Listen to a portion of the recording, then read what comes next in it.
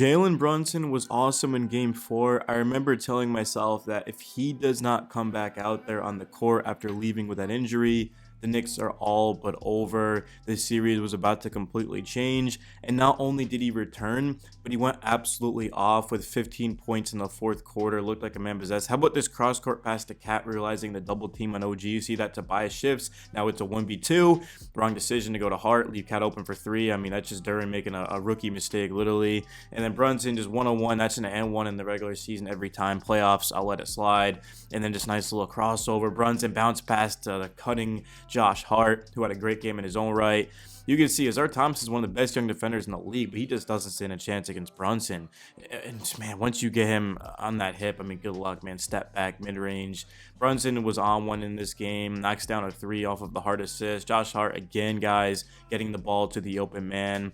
And then Brunson just 1-on-1. He's got Paul Reed on him, finishes over him, and then this is going to be that deadly step back. I mean, I knew that was a step back before he even did it. If you've been watching Brunson, I mean, that's his coveted move right there. And then once again, I mean, Azar Thompson, there's no chance. He puts his hands up like, how do I stop this? And just a slick little, I don't even know what you would call that, hesitation, like step back type of snatch back move, and Brunson using that strength. So not only does he have the best footwork probably in basketball, but he's extremely strong, decisive. And then you get out in transition with Hart and OG. He's just going to use that little shoulder and then get the dunk. Cat kicks it out to Hart. When Hart's knocking down that 3, I think the Knicks are unbeatable. I think the Knicks can beat even the Celtics. Deuce McBride, that was his one shot that he ended up making from 3. And then once again, guys, Brunson, that step back, knocking it down, not even hitting the rim. Hart in transition, finding OG. That's why Hart is so valuable in the starting lineup, because he gets easy opportunities like that. And then Cat just, oh my god, was his range ridiculous last night, knocking down these deep threes. And look at the score too. Go back and rewind that. I mean, the Knicks needed these. Like Mikhail knocking down his 2 threes right here. The Knicks needed these, man. We can't just sleep on that. I get bad start for Mikhail, but it's not how you start, it's how you finish. And then this was the craziest shot of the whole entire season. I don't care what anyone says. I mean, Cat just literally over the backboard. And you would think that, oh my god, like he's not going to one up that. And then look at this. I mean, step back over a 6'11" guy, not even hitting the rim. Cat letting the crowd hear about it, who had been taunting him the entire game. I mean, Karl-Anthony Towns, this was one of the best performances in the clutch in Knicks franchise history, just given the fact that if the Knicks lose this game, I mean, who knows what happens to the series. And then Josh Hart 100% fouled him, but the Knicks had been getting screwed the entire second half, really the entire game, the entire series. So the Pistons fans are like, oh, it's a physical series, and then that should be called, like, make it make sense, right? And then this is, of course, was game 3. Cat, great defense. Give the Knicks credit for their defense on Cade Cunningham this series. I mean, Cade's had his moments, but he's also had his struggles. And the Knicks are giving me a lot of hope as a fan, because I did not think they'd had a chance to contain Cade. And they've been proving me wrong, man, especially in the biggest of the moments. And look how close that was to a backcourt violation. It just seems like the Knicks are doing everything right, and they realize that they have the better talent, the better team, and they're taking advantage of that in these isolation situations, just hitting timely shots. Brunson, that was probably the shot that sort of gave me a lot of faith. I mean, Cat, give him credit, Mikhail and these guys, but Brunson, I mean, we hit that sidestep to tie the game, and then this right here, the drive, we kind of went over this. Once again, another look. I mean, Cat, just that post turnaround, he had to go over the backboard on that over a 6'11" center. And then back to the second game. Unfortunately, the Knicks did lose this. Mikhail did not show up down the stretch. You can see the thing is, Mikhail, when he's not knocking down these shots, the Knicks aren't going to win. But when he is, they're going to have a great chance, man. They absolutely are. Huge little shot clock violation there. I mean, all of these games have been down to the wire. Brunson's been magnificent. He's actually one-up himself from last playoffs, because last playoffs, I mean, he was basically a one-man army, but now he's getting guys involved, and he's scoring about 33 a night. On high efficiency too. Brunson only took 2 free throws, by the way. Everyone says he's a free throw merchant, he's unwatchable. Well, how come Jalen Brunson had 32 points and he took just 2 free throws, right? Like, explain that to me.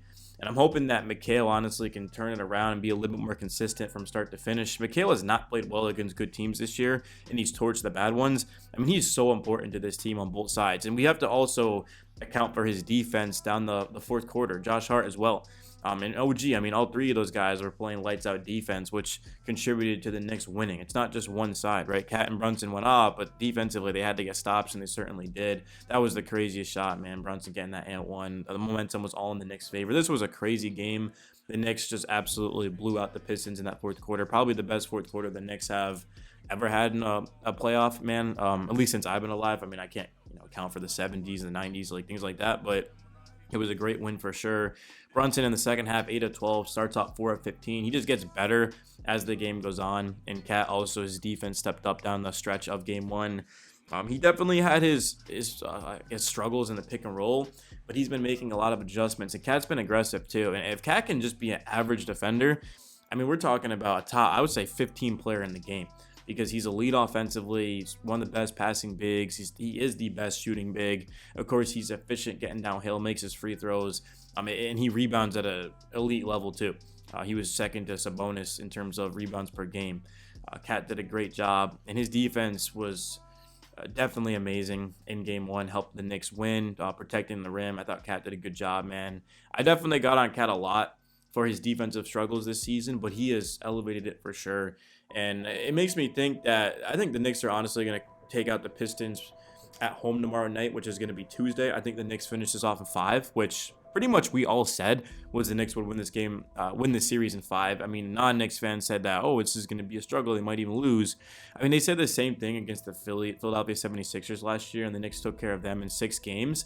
I will say, though, is that, I mean, this playoffs is definitely going to be a huge test for the Knicks. The Pistons beat them 3-1 in the regular season, Celtics 4-0, and then after that, assuming the Cavs advanced, I mean, the Cavs ended up winning every single game as well, 4-0, right? Yeah, we lost to the Thunder twice, Celtics and Cavs 4 apiece. So, but the Knicks in the playoffs, they realize it's a different animal, a different beast, and you have more preparation.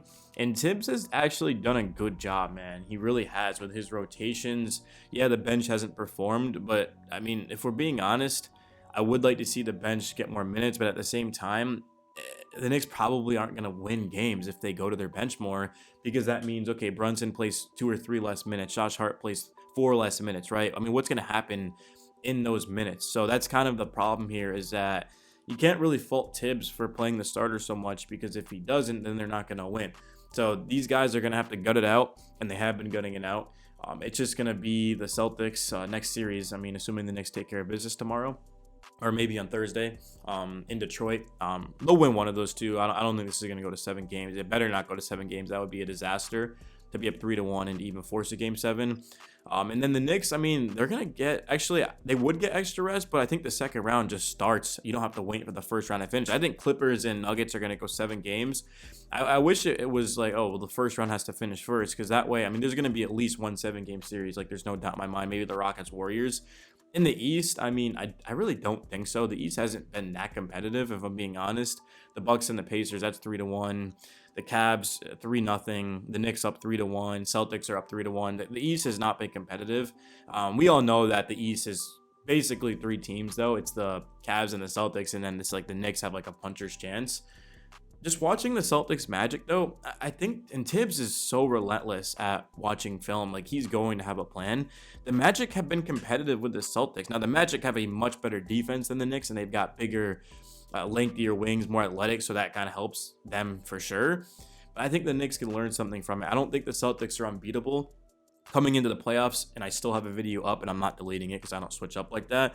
I didn't think the Knicks had any sort of chance to beat the Celtics. I didn't think the Knicks would even play that great against the Pistons. I knew they'd beat them, but I didn't think they'd be up 3-1. I thought it would be like neck and neck. But they've been proving me wrong, and I'm glad they are proving me wrong, man. Like, I'm not here to root against the Knicks on my takes right now. Like, obviously, like, I want the Knicks to win every game and dominate. But I legitimately think this team has a chance. They're not a perfect team. They don't have a deep bench, obviously. Defensively, I think they're going to struggle. I think they have struggled against the top teams defensively. But the fact they're up 3-1, Mikal, OG have not played well. I mean, you got to be pretty optimistic.